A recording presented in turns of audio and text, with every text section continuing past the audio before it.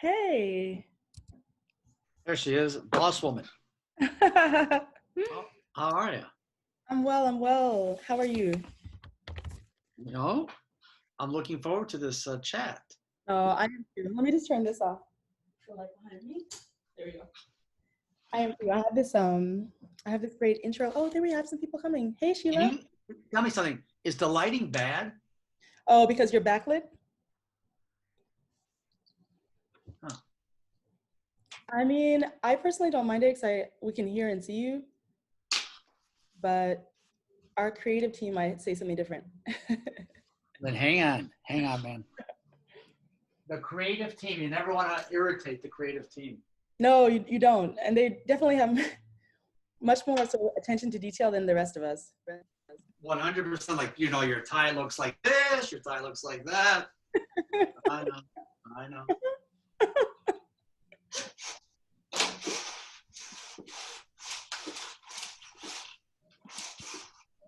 Between everybody. Hey, Dania, Dominic, Shayla. Hi, Catherine. Hey, David. No, still not good. We're in the hands of creative artists. Oh, it'll come together. Oh, cool. Hey, how are you? Hey, Ashley. Hey, Dimitri.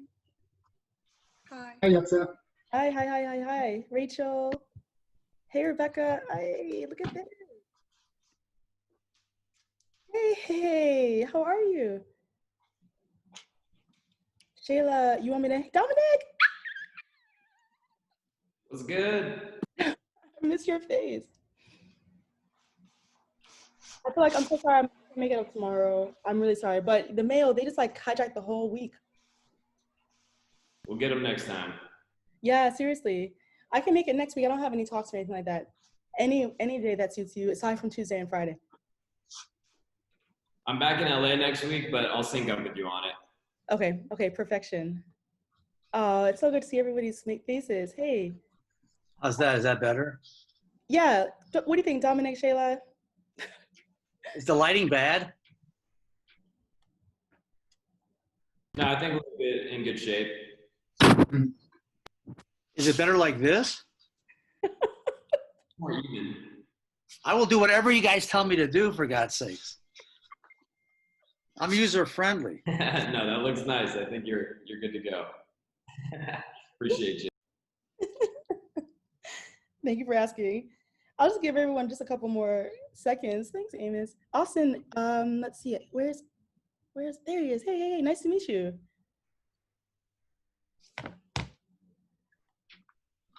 Are you also in Salt Lake City? Austin, in the air. He's in the area. Yeah. Okay. Amazing. Well, it's good to have the Utah contingent. Amos, can you remind me again what your running history is? I was saying that I was bragging to you about being a long distance runner and a successful one. It's all relative. I ran a marathon. It took me about a week to finish it. And I've done a number of halves. It probably takes me to run a half what it would take you to do a marathon. And I've run halves with my son, and to say that I've run it with him means we start together and he waits for me impatiently at the finish line. But I did do a full. I set out to do it. But let's not exaggerate here. I am not you. No, I run fast and I cannot run far. Yeah, but you can jump from here to there and back. So this might be true. Well, 7:03, I'll go ahead and get the meeting going. I just so mindful of your time. So the way it's going to work, guys, is I'm just going to do an introduction, and then our distinguished guest, Dr. Guiora, is going to give us a few words, and then just going to open it up for questions. Just a nice dialogue would be such an incredible addition to our evenings, and then also just to kind of round out our reading. So I'm looking forward. So one of the goals of SELY, as you guys know, is to generate thoughtful, conversations about well-being and safety in sports, and conversations that specifically challenge assumptions. For that reason, it's really a distinct pleasure and honor to introduce Dr. Amos N. Guiora, our distinguished guest for this evening, because his way of thinking, as you've read over the past couple of weeks, is unique and extremely special. So I'll give the full intro, just so you guys know who we're talking to. Professor Guiora is professor of law at the University of Utah, as well as distinguished fellow of the Consortium for the Research and Study of Holocaust and the Law, which is a Chicago-Kent School of Law initiative. He's also a distinguished fellow and counselor for the International Center for Conflict Resolution at the University of Pittsburgh Catt School of Business. Professor Guiora is a highly sought after and world-renowned expert on issues related to complicity, the bystander effect, religion, the limits of power, multiculturalism, and human rights, and recently, all of those things in sports. His most recent book, parts of which we read, Armies of Enablers, is a stunning piece as far as I'm concerned. And the book just prior is titled The Crime of Complicity, the Bystander in the Holocaust. Having served for 19 years in the Israel Defense Forces as Lieutenant Colonel, he's also been legal advisor to the Gaza Strip and commander of the IDF School of Military Law. A lifelong and successful distance runner, the son of a clinical psychologist, a deep, out-of-the-box thinker, Dr. Guiora is also fast becoming a very good friend. So I'm really delighted to introduce him to our group, and I'll just let you take it away, Amos. And then from there— Thank you very much. So I begin with the last point. It really is where we were in the middle of October, since Yetza reached out to me in July after there was a big article on the book. If I were to count the hours we've spent together, it would be a lot, and I'm deeply grateful for that. So this book, The Armies of Enablers, which I sent Yetza a couple of chapters for you all to read, for me is a follow-up or a sequel to the previous book, The Crime of Complicity, The Bystander in the Holocaust, which is about my parents and the Holocaust. And so I, for the last 7 years, have primarily, but not exclusively, focused on this question of the role of the enabler and the role of the bystander. I do not write about, I'm not interested in the perpetrator or the perpetrators. Lots of other people write about that and they're more engaged in that than I am. But I really have, I want to say dedicated myself to this question of the enabler and the bystander. And I also need to add that I never intended for this project to ever occur. As I think Yetza knows, most of my writing, not all, but most of my writing up until 7 years ago was national security based on the 20 years that I served in the Israel Defense Forces. And then while training for the Salt Lake Marathon, I think 8 years ago, my running partner, who's not Jewish, asked me, how did this happen, this being the Holocaust? And even though both of my parents are Holocaust survivors, I had a brilliant answer, which was, I have no idea. Because I was raised in a home where the Holocaust was never discussed. When I was 12, my father, who as Yetza noted, my late father was a clinical psychologist. My parents decided when they got married that they would never talk about the Holocaust. They would never share their experiences with their children. I mean, I happen to be the only child, but they would never share it with their children. And so I really was raised in a home where the word Holocaust was never mentioned. And then my running partner said, how did this happen, this being the Holocaust? And I had a brilliant academic answer, which was, I have no idea. And so I decided at the age of 55, I'm 63 now, at the age of 55, I decided that at some point I really need to understand the Holocaust, and more importantly, to understand who the hell my parents are, because I had no idea about their experiences at all whatsoever. And so I researched it, and I was very fortunate. I got significant external funding and also funding from the University of Utah, which enabled me to spend a lot of time in Europe researching my parents. And I need to add, I found out things about my father that my mother never knew, and I found out things about my mom that my dad never knew, because they never shared with each other. And then this book came out, and it's been translated into Chinese and Dutch. And as Yetza very graciously noted, I've given talks around the world on the book. I also need to add in full disclosure, I've gotten death threats because of the book, because Holocaust deniers are out there. Go team, go. And I thought I was done with this thing. And then 2 or 3 years ago, I was having dinner with my publisher in Chicago.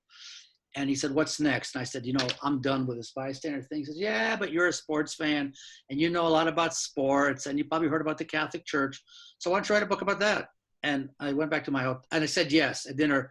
And I wish I could tell you that he plowed me with drinks, but I don't drink. But in spite of that, he convinced me to write the damn book.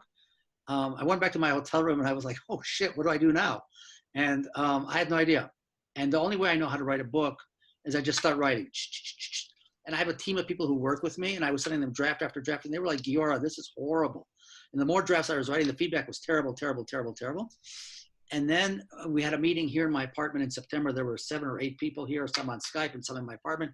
And they were all like, what is this book? Like, what are you doing? You're wasting our time. Is this a second book? Is this a rewrite? Is this a sequel? And I said, I don't know. I really, really don't know. I kept writing. Okay. Fast forward.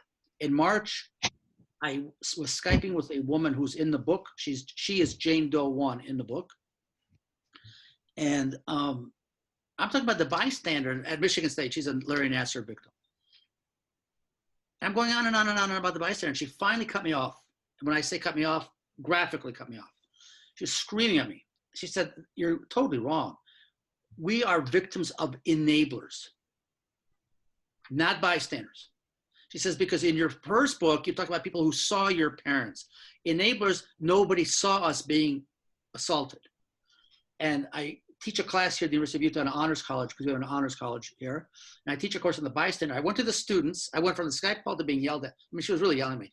I went from being yelled at to my students. And I said, kids, I'm writing about the enabler. And that's how the book was born. And then over the course of 15 months, I was very fortunate. I was given, I could write a book about writing the book. I interviewed men and women alike, primarily but not exclusively athletes, who were assaulted by, the ones I interviewed were all assaulted by doctors. But I also need to add that at Penn State, it wasn't doctors who were assaulting them.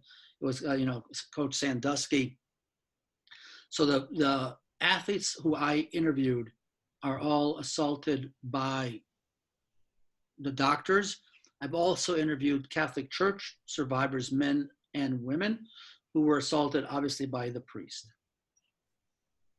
So when we think about the abuse of athletes, I think most of us instinctively think about women athletes, and particularly, I know that the terminology is problematic, they're girls, because the traditional model has been to abuse girl gymnasts. That's what Larry Nassar did. So yes, I interviewed a number of Nassar victims, both from Michigan State University and from USA Gymnastics. But I also was very fortunate, right, to be granted access to male athletes. And that's not the typical, or at least in our mindset, that's not the typical model. And I want to emphasize, and Yetsa and I made a deal. If I misspeak, you'll correct me. We're all adults here. This is an unpleasant conversation. But the only way that you all can understand what this is all about is if we speak frankly as adults. And by the way, it's also a promise I made the survivors that when I speak to groups, I do not sugarcoat. And if you've read the book, then you know that the language is, there's no sugarcoating, because they all told me very clearly that if I sugarcoat their language in the book, they will not interact with me. So the male athletes who I have interviewed, and with one I am in continued contact with, these are Division I athletes. These are, and I don't mean to glorify, I don't mean to sensationalize, these are big physical dudes. We're talking about Division I football player, or Division I wrestler, and yet they were assaulted. They're angry at 3 different people, 2 different people, and seething at one. Yeah, they're angry at the perpetrator, but most of them have let go of the perp. Truth be told, the perp does not really occupy space in their mind. They are seething at the enablers.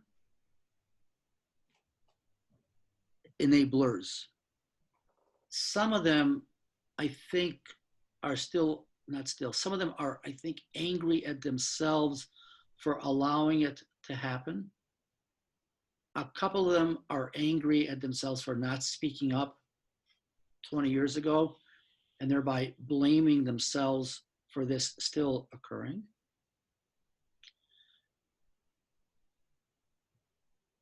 Some of them have not told their families. In the book, there's one wrestler, he's anonymous in the book for the obvious reason.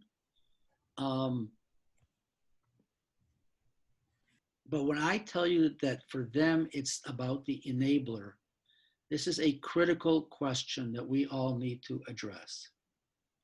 So the book is not called Army of Enablers, but Armies. And that's very deliberate, and it was not my title. I need to add the title, it didn't come from me. One of the Michigan State women, we were talking, and I kept talking about Army, and she at some point said to me that you're missing it totally. It's Armies, because she like literally drew for me that wherever she turned, there was someone protecting the institution rather than protecting her. So it's called Armies of Enablers. And then the second part of it is survivor stories of complicity. But here I also need to share with you, as Yetza knows, that one of the gymnastic women, softball women, where Michigan State, Tiffany Thomas Lopez, who's prominent in the book, we were Skyping like I'm with you. And in the middle of the Skype call, she grabbed her throat like this. And I was in Israel and she's in Cali. And I'm thinking to myself like, oh my God, what do I do? I mean, she's choking. How do I dial 911 from Israel to California? Right? And I'm like, Tiffany, like, what is wrong? And she said, this is how I wake up every morning. I said, who's choking you? She said, the enablers, not the perp. She said, not Larry Nasser. The enablers are choking her. And I said, what does that mean? And Yetza said, we can speak here frankly. And Tiffany said to me the phrase that she actually wanted to be the title of the book, which was, they super fucked me. And the American Bar Association, which is my publisher, was not going to agree to a title, They Super Fucked Me, but it's in the book because it was essential for the reader to understand that the enabler or enablers is not some passive role. They're active. And you have to understand that from the perspective of these athletes, and ask Yetza, I mean, Yetza is a world-class athlete. For an athlete, man or woman, their bodies are their lives. That's what defines them. And to allow their body to be assaulted is in many ways, and I don't mean this disrespectfully to anybody, is in some ways in their minds worse than a non-athlete, because an athlete's body defines them. And for these men and women, the fact that coaches, athletic directors, university presidents, trainers, all made the decision to protect the institution from their perspective is the worst sin, because it is the essence of institutional complicity. And to give you a couple of examples, let's begin with a male athlete. He's in the book, he's anonymous in the book. He's being treated by the Ohio State doctor, Richard Strauss, treated, right? And he goes from the treatment room to the pool deck because he's a swimmer. And he says to the coach, Coach, I gotta tell you what just happened. This is a Division I athlete guy telling the coach, I mean, traumatized. I mean, totally traumatized. Says to the coach, Coach, I gotta share with you what just happened. And he tells the coach what just happened. And the coach says to him, or rather yells at him on the pool deck in front of all the other swimmers, says to him, and I quote, shut the fuck up and get in the fucking water. That person that day quit the swim team, drops out of Ohio State, and is able to move on with his life plus minus. A woman athlete at Michigan State, Lindsay Lemke, goes to her gymnastics coach. Lemke's the captain of Michigan State's gymnastics team, and says to her coach, Kathy Klages, Coach, this is what's been happening since I was 14, 15, and spares Klages nothing. Klages is the coach, says to Lemke, the athlete, 3 magical sentences. 1, you know, Lindsay, if you complain, I'm going to have to talk to your parents, which is absolutely outrageous. Lemke's 21 years old. We don't need mom and dad. 2, she says to Lemke, I want you to think long and hard how this will impact Larry's family.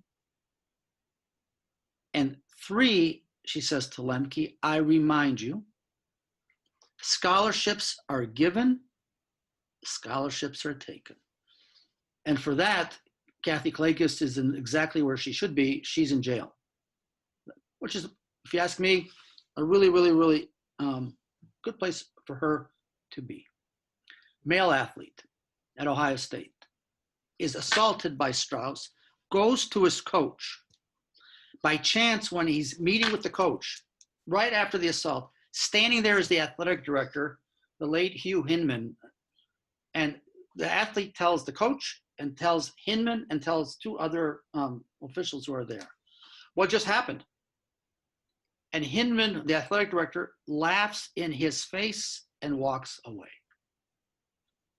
So if you are a guy, or in Lemke's case, a woman, and you've just been assaulted, in all 3 instances, the person who protected the institution is the person who should have protected you. Athletic director should have protected you. I mean, the hell with the institution. The swimming coach should have protected the swimmer, not the damn institution. And Kathy Klages should have protected Lemke and not Michigan State University. Which led me to ask them all one question and one question only. And the question is the centerpiece of the book is, what were your expectations of the enabler? And as I learned, and it surprised the hell out of me, I'm the first person to have asked that question. And while writing the book, I consulted with professors of psychology, and they all said to me the following. I mean, they're all a little bit embarrassed. They said, you know, you're the first person who's ever asked that question. They were, you know, I think embarrassed as professors of psychology that it's not something that hasn't been researched. To me, as I said, my dad was a psychologist, yay, but I'm not. I'm just you know, law professor. And I don't have an answer for you as to why this question has not been previously asked. But I think it's an absolutely essential question. And when I asked them, what were your expectations? The answer was a 1 word: to protect me. And when you say to them, okay, and the 1 word you get back is that we, the survivors, were abandoned. And so for me, this notion of armies of enablers is, there are the enablers, there are the perps who aren't relevant really to anything. We have the survivor who's looking to the enabler to intervene on their behalf. It's distinct from the bystander who's in the room or present where it happens. The enabler is not. But if you think about it, the logistics, I don't know how track meet works, but gymnastics meet, when they travel around the world, the girls are in hotel rooms. Nasser was in his own hotel room. The girls would go by themselves to Larry Nasser's hotel room when he was by himself. So Maddie Larson, who was a gymnast, USA gymnastics team, I can only quote Maddie, and it's in the book. So Maddie says to me, what the fuck were they thinking that they let a 14-year-old girl go by herself to a man's hotel room at night? I mean, most of us don't let a 14-year-old girl go by herself to a man's hotel room to be treated. Anybody who let Maddie Larson go by herself to a man's hotel room at night is an enabler. So this is not in terms of law. This is not a duty to act law, because that I have a duty to report. This is not a duty to report. This is absolutely the requirement on you as the enabler to act proactively to ensure that this doesn't happen. So for me, what's really important, having now written the book and spending a lot of time, you know, giving talks and thinking about what's next, because I put on my law hat, and that is to convince the public that we need to criminalize the enabler. That's the point. I've been very involved in the past 4 or 5 years in criminalizing the bystander. And the next step is to criminalize the enabler. There's a real challenge here because this is a crime of omission. They didn't commit a crime of doing something. They committed a crime of not doing. There's a very significant challenge in convincing legislators and members of the academy and others to penalize for the crime of omission rather than the crime of commission. But as Yetsa knows, and I hate the word dedicated because that's pompous as hell, I'm truly dedicated to doing 2 things now that the book is out. One, that is to give as many talks as possible, as many forums as possible, because that's the duty I owe the survivors. And the second thing I'm absolutely committed to is to being as involved as possible to, frankly, to criminalize. Why? Because, again, putting on my law hat, I think that's absolutely necessary to ensure that this doesn't happen again. And before we turn it over to questions, because that's more interesting than me going on and on and on, I want to say a couple of other things. One, the 20 to 25 men and women with whom I spent 15 months trusted me with their stories. It is beyond humbling. If people didn't know me from a hole in the wall, I can't count how many hours this took, whether it was Skype, in person, FaceTime, however they wanted to communicate with me, some anonymously, some not anonymously. But they trusted me. And precisely because they trusted me, what I really want to make sure is this doesn't happen again. And that's, now that the book is out, this is really what I'm doing.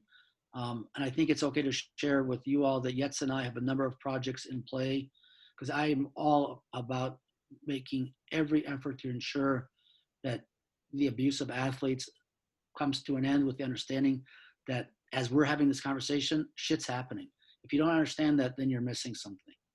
I've been told, well, Michigan State, Penn State, it's, this won't happen again. BS. I mean, I can't be any clearer to you than that. And if the book and these kinds of interactions make a dent in that, then from my perspective, that will be the single most important contribution I can make, which is why I'm so grateful to Yetsa for giving me this opportunity. I need to add one other thing. I know we're all busy. We all have our life stresses and strains, and I know COVID screws everything up. But let me share something with you. You write a book like this, and people who you don't know who they are hear about the book, read about the book, watch these talks, and then reach out to me and feel comfortable enough to share with me their own story, which is never a happy story. And if the book affirms, if that's the right word, or legitimizes the pain that they've felt over all these years, then from my perspective, there's something affirming about that. But this is going to be a team effort. This is not Amos Guiora, one-man show. This is a team effort, because you have to understand, I don't know how many of you are football fans. The enabler is the offensive line. The predator is the running back. Standing in the goal line is the survivor. And the offensive line, 6'5", 350 pounds, are just like moving the yard after yard after yard until we get to the goal line, which means that the predator gets to the goal line untouched. And that's the only way to understand the enabler. And it really is armies of enablers. All right, questions, fire away. Unless I put them all to sleep. No, never that. That's not possible. Thank you so much. Open it up for questions. Don't be shy. Fire away.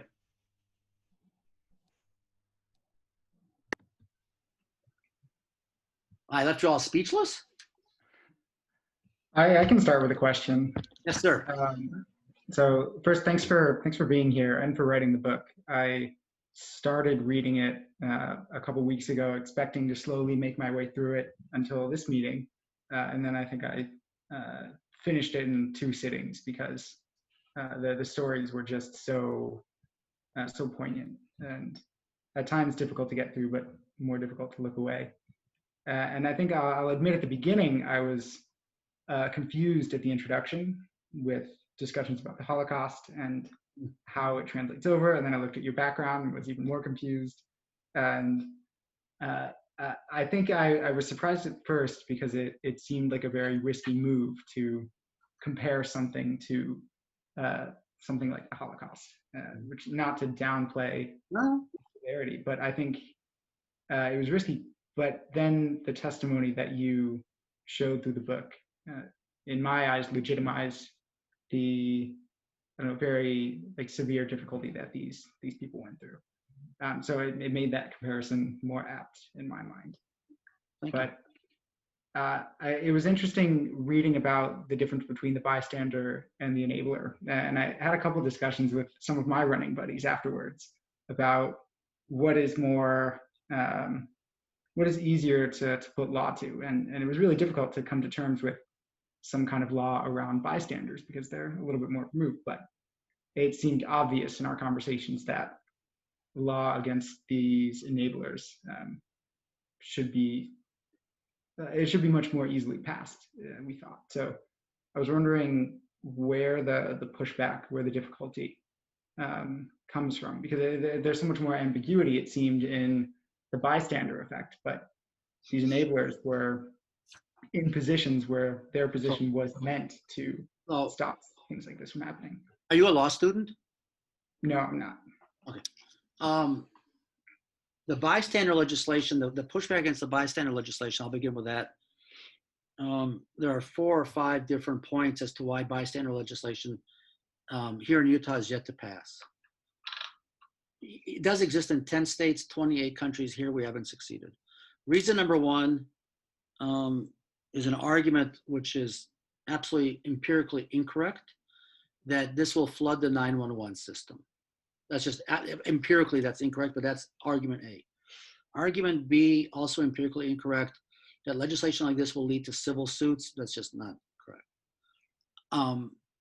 Argument number 3 is this will result in violation or abuse of prosecutorial discretion. We have not found any evidence of that. Argument number 4 is that this will enable police to target minority communities. And the 5th argument, which will not make sense to you, and Austin, I know you're on the line, I don't mean this to you in any way. Austin's my student, I don't want you to be offended. There's an argument here in Utah, which is a faith-based argument, which is that we in Utah are good people, and we don't need the law to tell us what to do because we know what to do. I don't really have a response to that one. I think it's just absolutely incorrect. And it's not an argument, but it's an argument that carries weight here.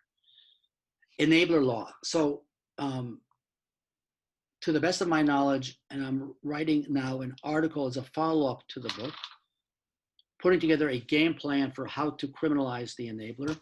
I have yet to find any state that in the United States of America that has a law to criminalize the enabler. And I think here's why. This sounds pompous as hell, but I would like to think by now that we've been together half an hour, you won't find me pompous. I'm literally the first one to write on this goddamn topic. And I mean, totally unintended. And it's an utterly unresearched area. That's why when Yetzer reached out to me a couple of months ago, she said, let's do stuff together. I said, yeah, on the proviso, not about the perp, but this combination of enabler bystander, because for me, what this really is all about is institutional complicity. And this is taking on big time institutions. You know, I'm going to East Lansing, Michigan next Friday.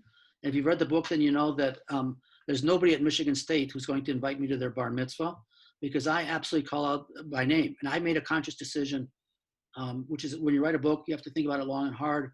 I call people out by name. I call out Tom Izzo, the basketball coach at Michigan State, by name.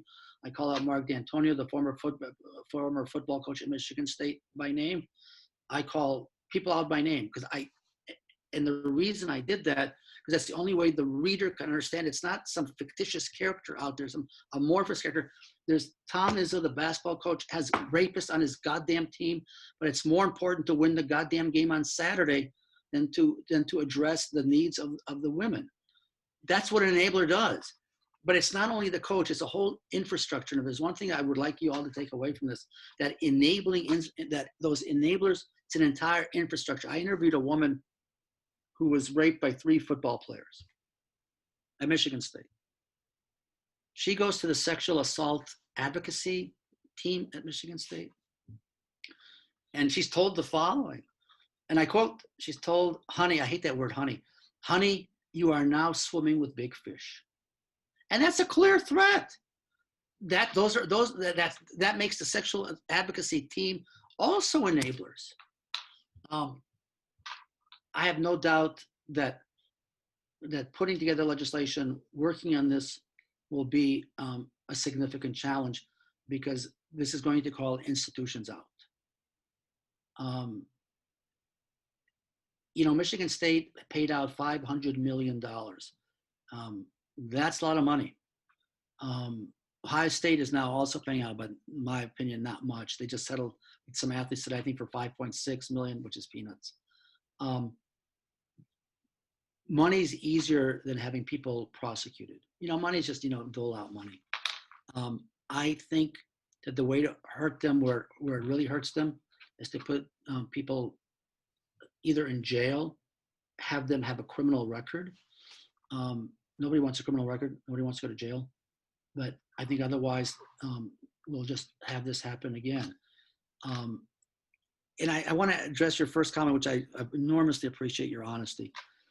You can sense in the beginning, and right, we're all friends by now, the struggle in writing a book like this, right? Because you go back and forth with the Holocaust, you ignore how I got to all this. There's also concern by the way, I need to add full disclosure, I get criticized by some members of the Jewish community for quote unquote using the Holocaust in telling this story. My mom is 88 and she's a Holocaust survivor, and I told my mom that people are pissed off with me for using the Holocaust. And my mother's response was, because that's the way my mom talks, my mom's response was, F them. If this helps people understand the consequences of people being assaulted today, use the Holocaust. And she's right. But I do want to put it out there. I've been criticized in the Jewish community for using the Holocaust. But and to your comment, as soon as you said that, I knew where you're going with that. And I really appreciate your honesty for saying that. But it was important for me to try to link the 2 books together with the understanding these are 2 different projects. But I appreciate your honesty. Okay. David, you have a question, and then Ashley. Hi, Dr. Guiora. First want to. Amos. Hi, Amos. I just first want to say that I am very grateful to be able to have this meeting with you. As a college athlete myself, I found the readings and the chapters to be very beneficial to me as an individual, and that I was able to take a lot out of it. With that being said, I had a question. Was something. Wait, I get to ask where you went to college and what you did. What sport did you play? I'm currently a football player at Harvard University. So, yes, sir. You talked about in Chapter 8 the mandatory reporting law, and you had pretty clearly listed out that only a few states had adapted a universal application of this law. Listing certain points of authority that only needed to report, and furthermore, only certain cases with certain victims, whether that be a child or a person with a disability. And I think, in your book, you make it very clear your stance that this legislation should be broadened. But I think my question is more based on, through your research, if you were able to gain any possible idea of the logic behind state legislatures limiting the amount of people able to be held liable for this type of behavior. It seems like the answer is so clear that any and all person that's involved or has knowledge should be protecting the survivor. So if you have any idea about the logic behind the limitations. I do. And the answer is, I mean, you asked the right question, and I'll give you an answer which is not a happy answer, okay? And that answer is go team go. That's the answer. Anything that potentially sheds the institution in a negative light is something that an institution, many institutions cannot tolerate. And let's step outside the sports world for a second, and let's look at you're playing at Harvard, right? So in Boston, there's a small institution, you may have heard of it, called the Catholic Church. And the Catholic Church is the masters of enablers. I mean, the Catholic Church, and I interviewed three Catholic Church survivors. And it's the same story every time. They move the priest, from tak, tak, tak, tak, tak, because it's all about protecting the image of the institution. And if you really view it in that context as minimizing the fallout to the institution, the easy thing to do is dole out some money. And that's, I think, what institutions are doing time after time consciously, is protecting themselves.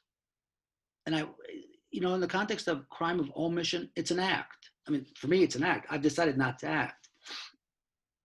Institutions are about protecting themselves. So I'm from Ann Arbor. I grew up in Ann Arbor. I am the world's biggest University of Michigan football fan. My apartment here is all MGO Blue this and all MGO Blue that. The hot case right now is the University of Michigan. There was a doctor, Anderson, who assaulted, we're not sure how many football players. There are a couple of lawsuits already in the works. And it's the same story, that people knew, people didn't act because you don't want to, quote unquote, dirty the institution's name. It's not a particularly sophisticated answer I'm giving you to your question, but I fear that really is the answer. It's people stand to lose a lot if the institution is negatively portrayed. Go ask Michigan State University.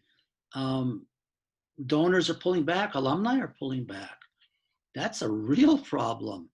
The great fear of universities is being hit by corporations. I mean, that's big money. You play football. Football is a big industry. And what all these institutions are doing is they are abandoning the survivor. And they're making a conscious decision. And there's one thing that this project I'm doing with Yetza we can do is bust down that wall. That will be a very significant contribution. And I have found that, I mean, you play football, look at Penn State. I mean, Penn State is the mothership for institutional complicity, right? When what's his name, the quarterback coach McCurdy tells Paterno sits on her over the weekend. The whole time Sandusky's raping little boys either in the shower or in the basement.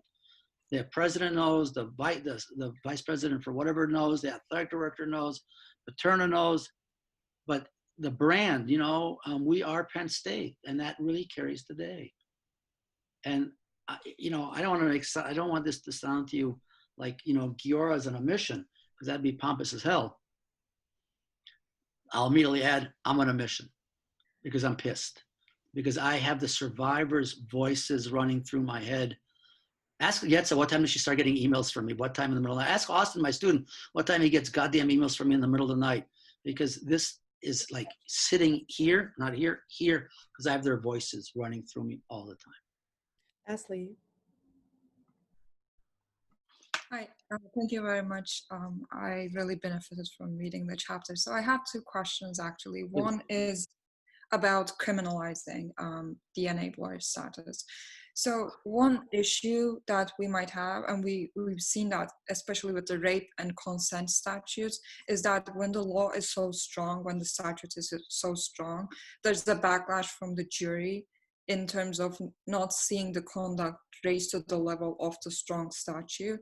So I was wondering how we can, what are the ways we can shape the discretion given to juries and judges so that we actually have the result we want by passing these statutes? And the second question. Wait, what? One question at a time. I'm not that smart. So we're all adults here, right?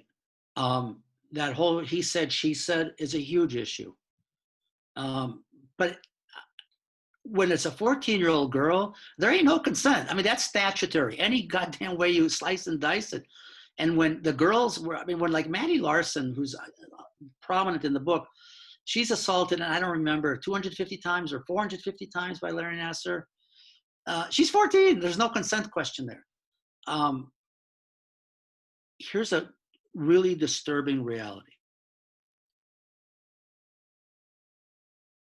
In the overwhelming majority of cases, when men and women, but I know this particularly about women, complain about being sexually assaulted, they are not believed. That's the truth.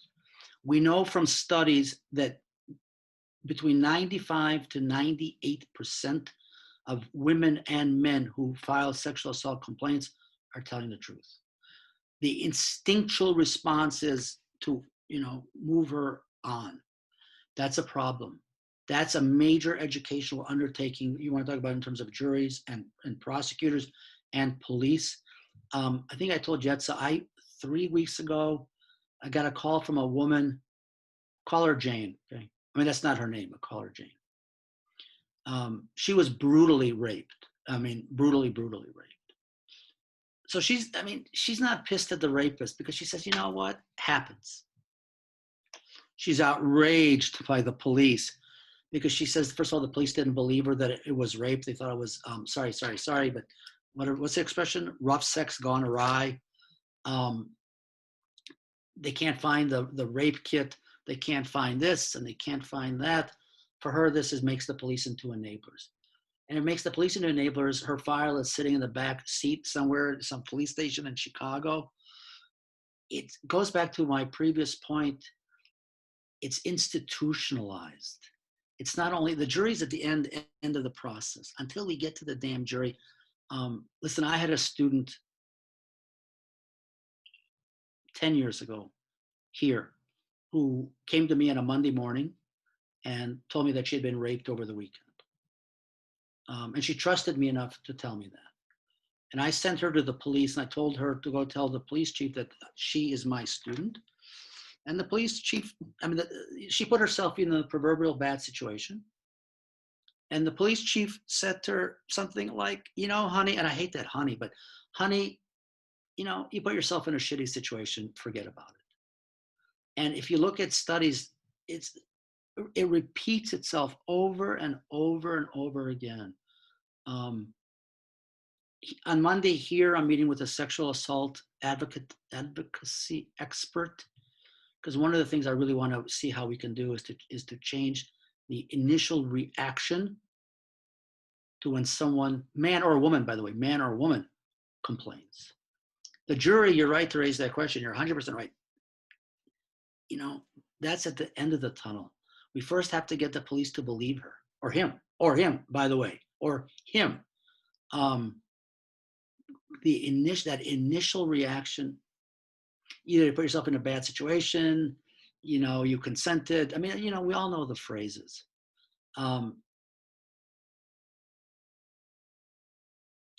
Listen, Tiffany, the woman who did this to me, she at some point she's just physically exhausted. He assaulted her 250 times. She's exhausted. She goes to the woman trainer, a woman named Hayden, and shows Hayden graphically what Nassar is doing to her. Didn't tell her, showed her. And Hayden sends her off to the head trainer, a woman named Destiny, who's a horrible person. And Destiny manipulates nefariously to have Tiffany kicked off Michigan State's softball team. If you ask me, with the complicity of the coach. So you're right to ask about the jury, the court process, but before we get there, we first have to attack those who, rather than protecting Tiffany, two trainers and the coach literally manipulate in a horrible way to have her thrown off the team. Tiffany leaves Michigan State, and This is 20 years ago. She's been back on campus twice in her life. One was once to testify against Nasser, and the second time was to testify against Destiny. We just Skyped last week. She'll never go back. It burst all of her dreams because they said, go team, go. The team, the team, the team. And the hell with the survivor. By the way, I need to add one more thing. Maddie Larson uses the expression that she was disposable. You know, athletes injured. I mean, these are, I have to understand. I know that Yetz is a world-class athlete, but these are really world-class athletes. These gymnasts, I mean, there are 4 of them, right? But when she had enough and she was hurt and she was shamed, which is also part of it, it was next, in her case, next girl up. And the sense of being disposable is shattering. Your second, you had 2 questions. Your second question? Thank you. I should have disclosed that I'm a law student. That's why I might be Oh, focusing cool. on All right. social life. That's why. So in the 9th chapter, you talk about how Title IX is a good mechanism to tackle these issues. My question is, should we also be thinking about courts in terms of legal advocacy as a good... Y-E-S, Y-E-S, not Y-A-L-E, but Y-E-S, absolutely. So I'm doing a podcast next week with 2 lawyers, the carrot versus the stick. I'm all about the stick. I know there are those who say the carrot, the carrot, the carrot. This is a little bit with Yetza also because, oh, the carrot. I say bullshit. This is about the stick. You got to take these people to jail. Whack them. Austin, are you listening? We're putting this in the article. You got to whack them because otherwise they'll just come back. Oh, I know. You also have to educate them. I got that in there, Yetza. Huh? That's pretty good. But yes, but you have to whack them over the head. You have to criminalize this stuff. Additional questions from the group. Hi. And I just Thank you so much for. Oh. Sorry, go ahead. No, go ahead. Oh, no, go ahead. Shall I go or? You can go. You go. I can go after, please. There, you're sorry, Nia, I couldn't see you. There's so many people across. I didn't mean to interrupt. You go first.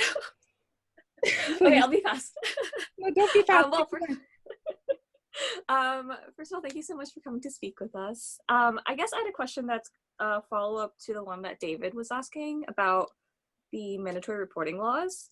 And as he pointed out, in your chapter, you kind of compared laws in different states and note that certain states have much stricter requirements than others. Is there evidence that those states which do have like fewer exceptions or stricter requirements have like differences in like reporting, or like do victims have more faith in the system? I guess part of me is a little bit cynical and wonders like even if you're too young to be cynical. like even if these laws are in place, if like the police won't believe you and like the organizations in power won't believe you, then who do you turn to? Like, that's right. Yeah. So listen, you're 100% right, which is why in terms of the carrot and stick, my project with Yetza, so I'm going to use the stick and she'll use the carrot, but you are right. There is real concern. You know what kills the people I spent a year and a half with? That they know that in spite of their heroic efforts to come to a court and give a victim impact statement, which I cannot begin to imagine how difficult that was. Maybe therapeutic, but how extraordinarily difficult it was. They will be the first ones to tell you that they have no doubt that it's happening today. In part because the system, and I want to add, I'm not in any way a conspiracy theorist. I don't believe in that at all. But the system is structured in such a way to protect itself. And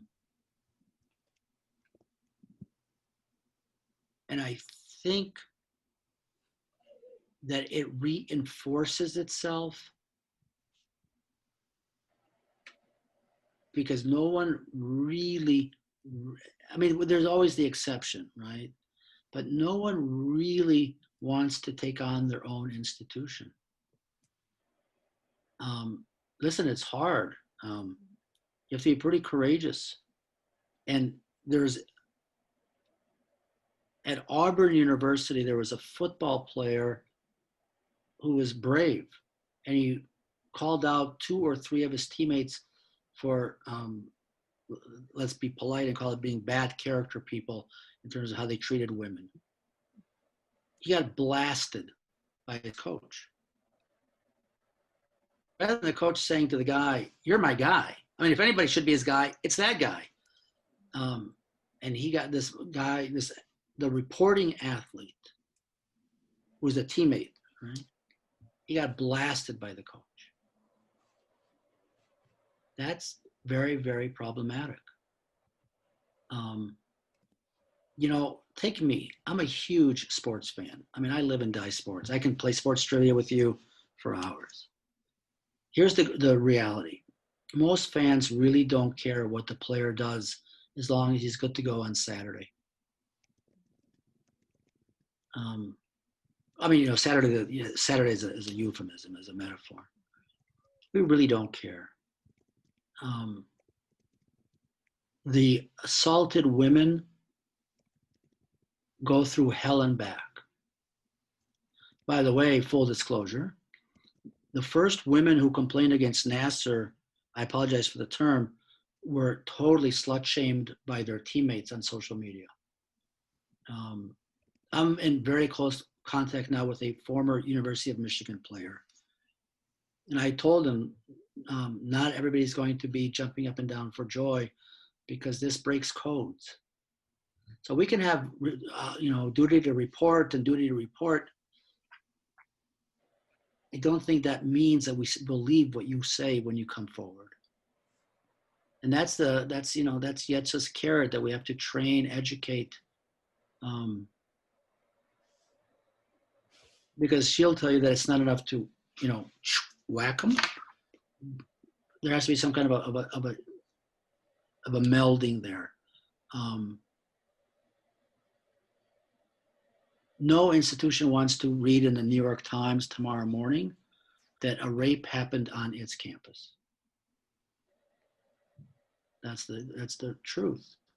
And I think universities are more aware of the public relations aspect of it, but that doesn't mean that they're aware of the reality of it. There's a reason universities are now spending money with public relations and spin masters. Even Maddie Larson told me this. I mean, Maddie's just so pissed off. She says every time the USA Gymnastics comes out with a new announcement, there's nothing more important to us than the health and welfare of the athlete. And Maddie will tell you that's such total BS. I mean, that's just spin masters spinning, or lawyers lawyering. But that's not really. Maybe this is the word to your question. This is not changing the culture. It's putting a Band-Aid on something. Not a happy story. There was another. Oh, sorry. Catherine, go ahead. Are you sure if you had a thought to finish? No? Okay. Well, thank you so much for coming and speaking with us. So as you said a bit earlier, usually institutions want to maintain their reputation and status. So it becomes a very systemic issue. And so that quote unquote army is protecting their institution. But we haven't talked so much about enablers at the individual level. So for context, in a much more perhaps lighthearted example, just to give an analogy, let's say a mother for the first time gives her child a piece of cake without any bad intention. It was a special occasion. But then anytime that they have an argument or there's a tantrum, she just gives some cake to shut him up. And now this child has a bit of a weight issue. So she has become an enabler, even though the intent originally was not bad. And of course, the issue of intent in law is pretty critical when it comes to criminalization. So in other cases, however, the intent could have been evil or ill from the beginning, such as knowing about this coach or who might be abusive, and yet you send your child to it. So sorry about that ramble, but with that background of the contrast of sometimes enablers have bad intentions, sometimes they don't, but then don't stop it when they realize that it's bad. So how do enablers become enablers at the individual level? And what is the conduct of those armies? So with respect to mom who gave Junior too many Twinkies, I guess all parents fall within some kind of a swim lane. of what they think is legitimate parenting. You know, I've got 3 kids. It may well be that if somebody would have seen how I parented, they would have had criticism. It's always a possibility. But that strikes me as within the realm of the reasonable. I want to talk law. On the other hand, let's say every time Junior cried at night, mom fed him cocaine, then mom needs to find herself in jail really quickly, and social services needs to take Janie away from mom. The enabler on the individual basis, again, whether it's the Kligas, the gymnastics coach, or the trainers at Michigan State, or the priest, Cardinal Law, the Archbishop in Boston, they're people. I mean, I think their loyalty or their affinity is to the institution. I think that is, at the end of the day, the fundamental issue here. They have cast their die, and that their loyalty, more than affinity, their loyalty is to the institution, because perhaps on a very basic level, that's where their bread is buttered. And I think that the bread buttering, I think is an essential part of this. And especially at a place like Michigan State, where Nassar was the iconic doctor because he was the Olympic doctor and he was untouchable. And more than that, families, I mean, Lindsay Lemke, it's in the book, right? Lemke's parents drove hundreds of miles when she was, a teenager to bring her to Nassar because he was the doctor. At Ohio State, the athletes went to see Strauss because he was the team doctor. At Michigan, Anderson was the team doctor. At Penn State, David, you're the football player, right? I mean, at Penn State, what's his name? Sandusky was, the iconic defensive coordinator. At one of the women who I interviewed for Sarah, the Catholic Church woman, it's the family priest who assaults her for 7 years. And, then he would stay for dinner. He would pray with the family after assaulting her. And the priest just, shuttled them along to the next place. I don't know any other term. I mean, you guys, if you have a better term, I'll buy it in a heartbeat. It really is institutional complicity. But it's the more than that. It's the institutionalization of the complicity on an institutional level. It's so deeply ingrained. And that's why, speaking frankly, I told this to Yetza. So I've written lots of books, and I write a lot. This is what we do in the academy. Writing the Holocaust book was hard, obviously, because it was about my parents, right? This one was harder, frankly, because it's the first time I've actually interviewed sexual assault survivors. And that's something that I'm not trained, and I need to full disclosure. My family was opposed to the writing of this book because I'm not trained to, interview sexual assault survivors, but you get sucked into it and then you become their conduit. And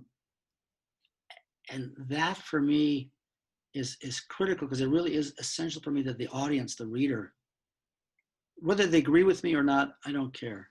At least that they understand how institutionalized this all is. That's the critical. By the way, also, I told Yetza this yesterday. One of the people who I interviewed, actually Jane Doe, she's affiliated with a sexual assault group. Well, not important where.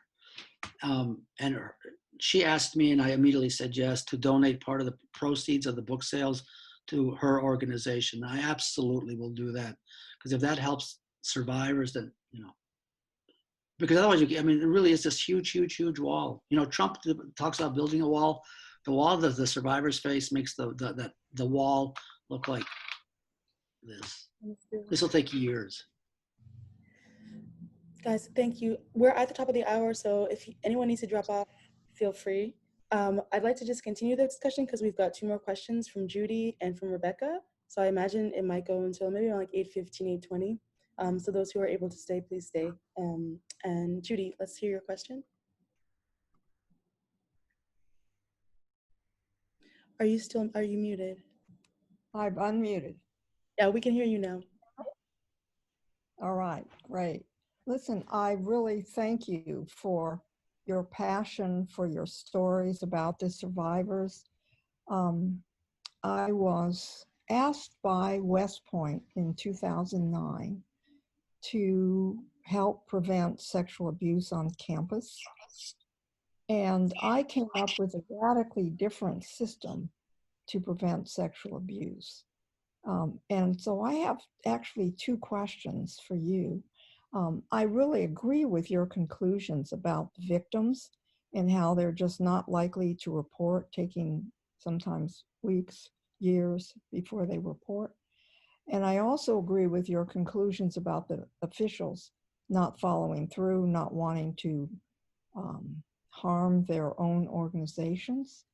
So my question is, would you consider giving enablers the tools to show that they care and are committed to building an athlete-centered culture? The data say that the thing that correlates the best with sexual abuse is a misshapen culture. And if they could build one that's focused not on just winning, but on the athletes themselves in terms of their well-being, what would you think of a system that would attempt to give those enablers, athletic directors, coaches, and so on, the ability to show that they really do care about the athletes and are committed to building this athlete-centered culture? Well, I think I understand that. That makes imminent sense. I'll even throw down whatever it is. Throw down a gauntlet, whatever the hell you throw down. I will talk to any athletic director in the United States of America who you put me in contact with. And I'll tell him or her, two things. One, you got to change your culture. And you're the athletic director. It's on you. And don't Band-Aid it, but change your culture.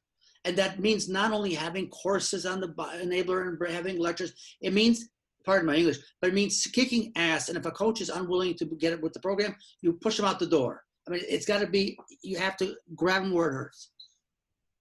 Absolutely. But part and parcel of that, that's the carrot. The stick says that as part of that redoing their culture, he or she who doesn't get it, and I'm going to sound like Yetza and Guiora together, there's training, there's sanctions, and how am I doing Yetza? And at the end of the day, there's also criminalizing this. But I'll tell you a story.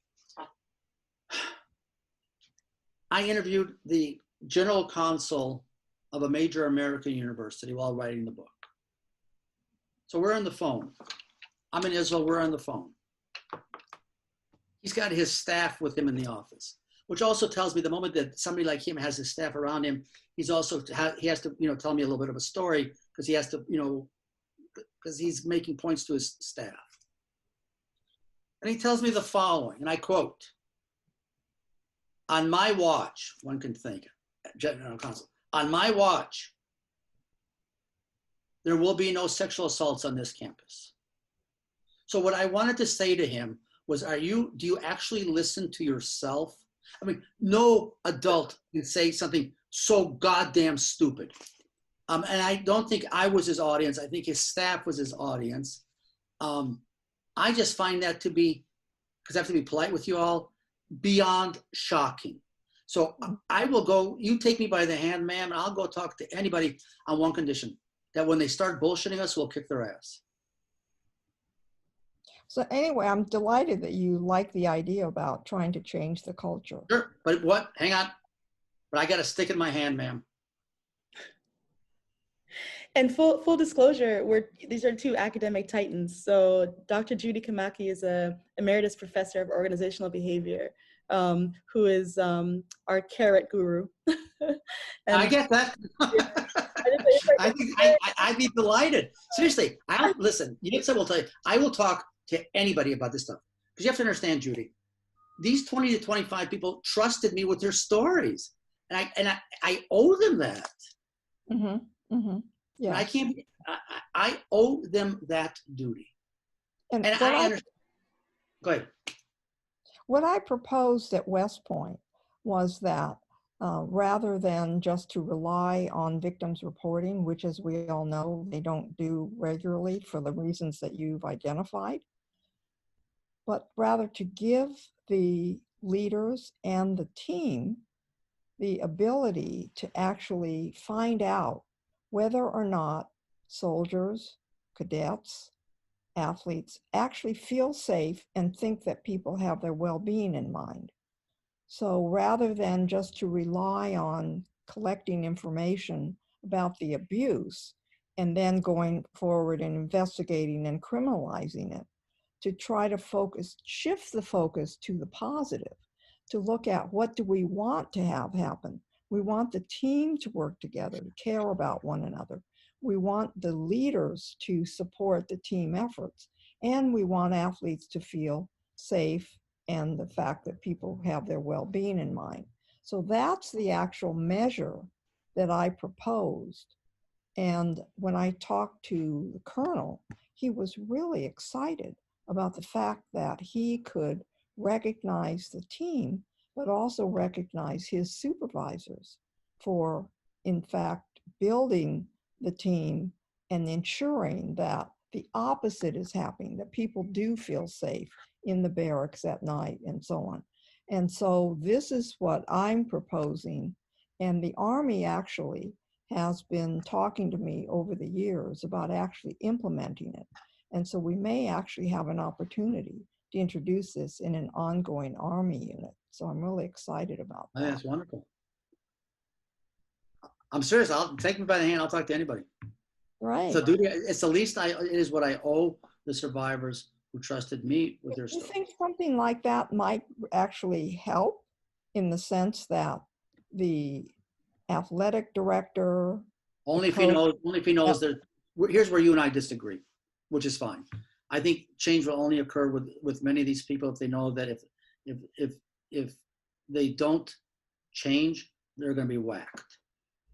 This is what always worries me when I see like bystander training without punishment at the end of the day. I worry that it's a Band-Aid. It's a feel-good moment, and I'm old. I'm not yet 100, but sometimes I feel like I'm 100. I worry about the feel-good moments that we can safely say we held bystander training. That for me, but see, this goes way beyond training. It actually, in the case with the Army, looks at setting up a measurement system for the sergeant, for the lieutenant, for the captain, so that they actually get promoted based on whether or not their teams say they are safe and people do have their well-being in mind. I think that I get it. I think that's great. Again, I get that. I think that's wonderful. If it brings change, more power to you. Where you and I maybe it has a bite in the sense that the way in which to get promoted is to do well on this measure. Do you get held back? Do you get demoted, or you're not promoted? You just not, well, in some cases, if you're not able to show that you get your team to work You get pushed out? Pardon me? You get pushed out? Well, this is the Army, so the Army doesn't necessarily push out, but they can easily just make you stay at the same level and not promote you. So this would go into the promotion system, which I think is absolutely critical. Sure, because that's their bread and butter. You know, for people at, let's say, gymnastics, for example, or the Olympic Committee, that they will get looked on favorably by not only the athletes, but also the parents and also the sponsors for actually having evidence that athletes say, yes, we are safe. We do feel well cared for. We do feel that our coaches, the team doctor, and so on is watching out for us.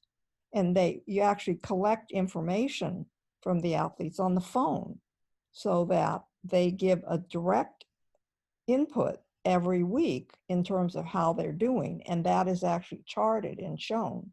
And people can actually be proud and show that, join our team. This is a good place to be because we can show that we take care of our athletes. And that's what Yetza and I are hoping to be able to do at, let's say, a university with an athletic director, who really wants to put some muscle behind his or her words, that they care about athletic well-being. Like University of Pittsburgh, for example. All right. That's the strength of the safeguarding conversation, is that it's interdisciplinary, Right. cross-disciplinary, and never an either or, always both and. Because Exactly right. But the fastest way the best way to eat an elephant is one bite at a time. But the fastest. You wrote that this morning. You wrote that this morning at 2:00 in the morning. I read that. But the fastest way to eat an elephant is one bite at a time from different angles.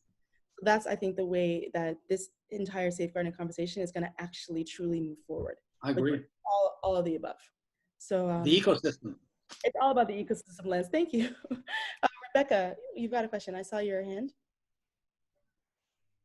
Yes. Hi, Professor. It's Rebecca. Hi, Rebecca. How are you? I'm good. I'm good. How are you doing? You look great. Well, thank you for being here and taking the time. And I took like a gazillion pages of notes here. So, I mean, I have lots of things to say about the ecosystem and how the multi-pronged approach is the only way to get anywhere.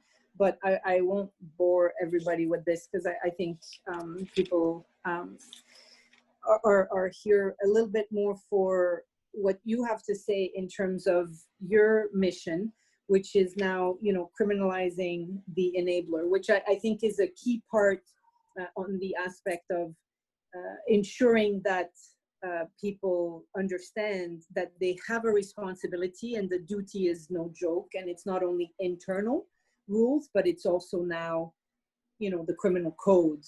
And that's the distinction that sometimes we forget to do, is there's the internal rules and everything that is in the institution, and everything they could do through governance and ethics and sanctioning, education and trainings, all those things. But the external piece is, how do we criminalize that? So I'm wondering, because you wrote on the Holocaust and because you're such a, informed in that, what about the war crimes lessons and the war crime learnings, from the trials, the war crime trials? Is there not anything that can be taken from that and that could be looked at as, tools to then move this, this mission forward? That's a very interesting question. I have to make two confessions. And I don't think they're put me in a positive light. That's okay. Because I'm such a Johnny-come-lately to the party of the Holocaust. My knowledge of the Nuremberg trials is embarrassingly limited. The only focus that I really read about was I was really just intrigued in how particularly Himmler, Heydrich, well, he was dead, but Himmler and Göring, but Himmler fascinated me, how he tried to position himself. But what I did spend much more time reading about is the Eichmann trial in Jerusalem. That far more interested me than Nuremberg. And for me, the key of to Eichmann is, and maybe Judy, this goes to your point, the whole notion that I was just following orders. I mean, that's the one takeaway for me of Eichmann, is that argument is rejected, and the argument that was just a cog in the wheel is rejected by the court in Jerusalem. So if there's something that, if I try to take the first book and this book, for me, at the end of the day, what is of the utmost importance is the impact on the individual. I mean, I really focus on the person who's the victim or survivor. I mean, the people who I talk to all want to be called survivors, so I call them survivors. How they are impacted by the actions of the bystander enabler, who, if you ask me, and I'm exaggerating by 3%, they made a pact with the devil. Whether the devil was in my mother's case in Budapest, or in my father's case on 2 death marches that he survived, Or for Maddie Larson, when the USA Gymnastics executive team is doing whatever they're doing at the hotel, and Maddie Larson is walking in a corridor by herself to Larry Nassar's hotel room. Or worse than that, as I learned from Maddie, when they were training at the Caroli Ranch in Texas, the only adult who would stay on the ranch at night was Larry Nassar.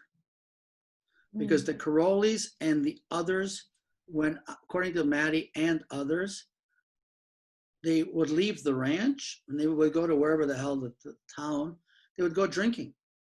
Nassar is left with the girls. Now, it's more insidious than that. They were giving him access. What was he giving them?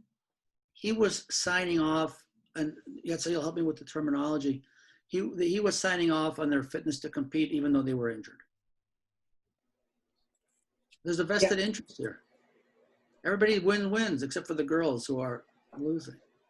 So for me, Rebecca, and I'm always really careful in comparing the Holocaust to other events. You know, there's a long discussion in the Jewish community about the legitimacy of comparing the Holocaust to other events, atrocities. That's a whole different discussion. This is a topic that people in the Jewish community talk about a lot. But the enabler or the bystander, for me, they really made a deal with the devil. Mm-hmm. Well, and I wanted to, just illustrate, I guess, the Nuremberg trials, but really any war crime trial. This is about that concept, the concept of people doing terrible things in a structured way with the blessing of an institution. And, absolutely correct. And so I wonder, because no one is a fan of reinventing the wheel, and we want to do this as fast as we can with the, most professional lenses on. And so maybe, what are the similar things around that we could take things from, and that way kind of apply those learnings to what we're trying to now do here. Because I agree. But I also think, oh, sorry, go ahead. I was gonna add that, and I agree with you, but I also understand, and it's been made clear to me that this ain't gonna be an easy fight. There's no easy fight. No fight is easy. That's exactly right, especially one worth fighting, right? Yeah. And I just really, I worry. I mean, obviously this absorbs me all the time, that the instinctual response of an institution is to look inward. Sure. And if you're not on the team, you're not on the team. And that's a problem. That is a huge problem. One of the aspects of research that I had mentioned a little bit a few months back was, what is the cost of enabling versus the cost of paying when you're caught? Because when you look at the cost that you bring in society on yourself as an institution, and the reputation cost, that the hit you take with the sponsors, with the this and the that, and so basically you're trying to protect your institution because you don't want to be connected to a front page thing that says rape on campus is every Friday. But what's the cost of if you get caught and your hand in a cookie jar with rape every Friday, and now what? So how do we convince the institution? And that's going to be one of the angles, is going to be through the pocketbook. So looking at how much they could invest in everything around prevention, around culture changing, around trauma-informed details. And that's what you're talking about when you're talking about changing the first reaction of the police. The Canadian police across the nation did a huge thing about 2-3 years, 2017, I believe. And they were training the police in remote areas, in the cities, to be better at doing this and not ask, what were you wearing? You know, and rather ask, what happened? Where was it? You know, stick to the fact and understand and believe what the person's telling you, knowing the statistic that no one's going to just show up and tell you a story like this. No one wants to tell you a story like this. Correct. So basically is changing that initial reaction, and that's being better trauma informed and having trauma informed institutions from all departments, from the leadership to the participant, to the parents, to the coach and the trainers and the administrators, and having the stick at the end of the day. You fuck up, you get the door, and that's it. So I think a combo. We need to do I agree. the combo. Yeah. Not a combo dance, but a combo. I agree. Yeah. Okay, thank you, Rebecca. Thanks, Judy. Thank everybody. I'm mindful of the time, and so if you're all happy to wrap, I'm happy to wrap as well. Any outstanding questions that have been overlooked? I know people have dropped off just because the hour is late, but thanks for hanging in there. These 10.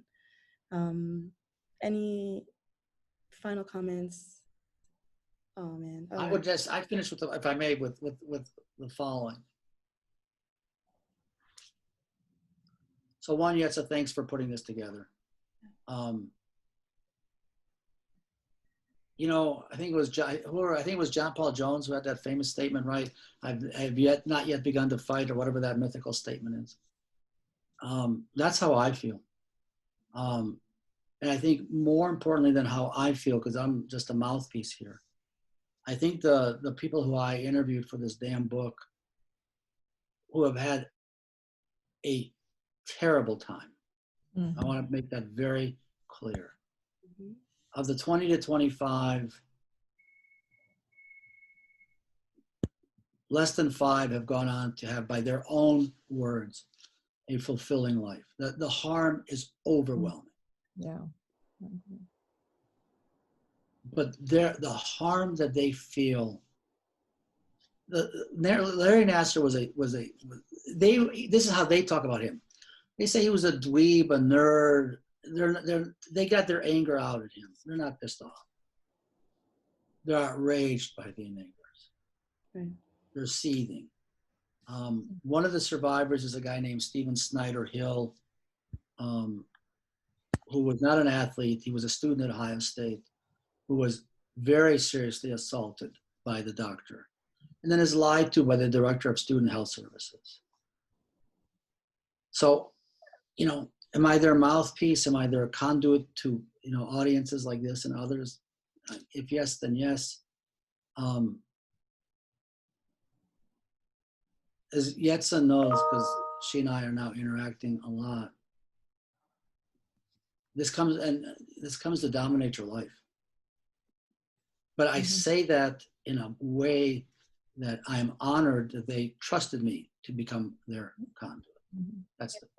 Thank you. And I want to thank you very much for bringing their stories forward so that institutions can move forward to try and make sure that these kinds of tragedies don't keep happening again and again and again. For that, I really thank you very much. Thank you. And I think, honestly, this is what it means to take an athlete-centered approach. It's to ask athletes, what are your priorities? To listen to them, and then to start the conversation from that reference point. And that's what your book's done. That's what your conference will do on January 29th. If you're happy to share the details with the group, that'll be great. The University of Utah is hosting a conference January 29th called Abuse of Athletes. Our keynote speaker will be the Michigan football player. Yetsa will participate in it also. And we are all in on because we're a law school, right? We're looking at the criminalization, but we want to bring the survivors' voices to the audience. Yeah. So because otherwise it misses context. Yeah. So SELY will participate very actively in helping to organize that. Exactly. Getting it going, finding speakers. We have 2 speakers already on this call. We have got Professor Kamaki, we have Rebecca. You can already hear how these conversations have to keep going. So that conference would be a great venue for that to happen. One thing I will say, I know it consumes your life, Dr. Guiora, but sports also consumes your life. So every single person in SELY loves sports. And I just want to really emphasize the fact that I don't know where sports lost its way to the point where we really see athletes as commodities.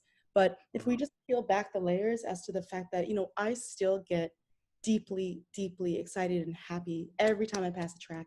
Same thing can be said for Michael about a soccer field. I'm sure, Emily, when you see a lacrosse stick, Nita, when you see a weight, like we genuinely love sports in a way that it consumes your life.